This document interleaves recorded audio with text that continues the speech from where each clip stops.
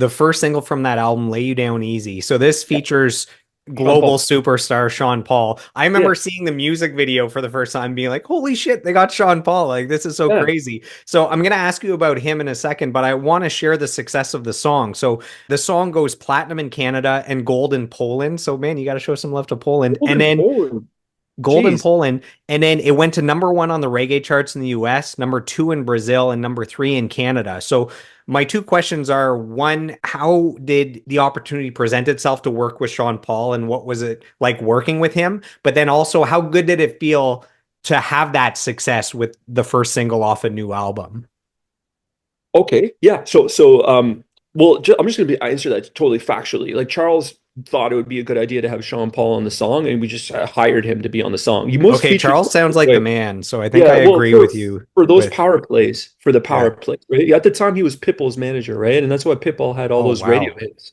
Charles got him all the radio hits, you know? So that was it. It was just a strategic move. And usually when you see a feature, it's like, oh, that's so dope. You got a feature with so and so. How this works is you just hire the person to be on your song. And sometimes they charge too much, and then you got to move on to someone else. And that's just it. Sometimes these alliances occur based on friendships, right? Like, oh, I got so and so featuring on my next single because they're my friend, they're my boy, they're my girl. They want to appear with me. They'll feature on it for the love. We're all good.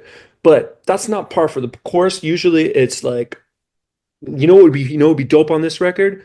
Sean and Paul. Okay, how much are you gonna cost to jump on the bridge and put some harmonies on it and kill it? It's going to cost this. Okay, great. We get it. Boom. That's it. That's truly, I wish there was a more organic like story about that that just like sounds better, but it was just literally hiring him to be on the song. But he's really dope though. And I became buddies with him when we shot the video for it at Alex's house. Still got him on my phone. I should hit him up, see how he's doing. He's super nice. Really talented guy too. We were singing together and he was just like, they know him for doing that thing, but that guy can do a lot of stuff. He's a talented guy. So we all really like Sean, and you had another question after that. I forgot. Just Sorry. how good did it feel after the pressure of the first album to have a hit single right off the bat with the second album? Oh, I see what you're saying. You know what? That's interesting to ask it like that because I guess it would appear as though we did, but we didn't really have a hit off it. It was not a hit. It did okay. I guess because it goes platinum in Canada, but you think, okay, well, Canada's not that big, so it's not the same as going platinum in the US. And I guess you start to kind of lower what that success means because it's not Hot 100 number three. No, but you're reminding me of, and this is one of the discussions I had when this pivotal period of time for the band is that we were getting looks off all our releases during that period of time. And even though they weren't become necessarily global smash hit phenomenons, they were still topping charts in certain territories. And that's nothing to scoff at. That's still really wonderful. And it could also be argued, as you're saying, that it is a hit. If your song is gold in a country, it's a hit, right? That's like just factual. That's not even like an opinion. You're absolutely right.